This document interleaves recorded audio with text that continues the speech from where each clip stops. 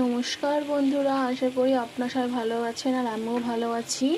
অনেক দিন হয়ে গেল কোনো ব্লগ দিতে পারছি না কিছু প্রবলেমের জন্য। তো ভাবলাম আজকে ব্লগ আপনাদের সাথে একটু শেয়ার করব।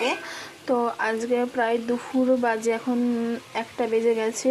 তো আমি এখন রান্না করছি আর আজকে মঙ্গলবার। তো আজকে আমাদের বাড়িতে নিরামিষ মঙ্গলবারে, তো তাই রেসিপি শেয়ার করছি। এখানে নিরামিষভাবে আলু সয়াবিনের তরকারি করছি। আর দেখতে থাকো ব্লগটা পুরোটা, কেউ স্কিপ করবে না।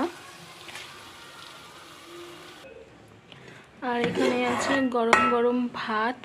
আমি এই ভাতটা এইমাত্র নামালাম, দেখতেই পাচ্ছেন। আর এখানে আছে হচ্ছে ভেজ ডাল। আজকে যেহেতু বললাম মঙ্গলবার, তো এখানে ভেজ ডাল করেছি। ভেজ ডালের সাথে তো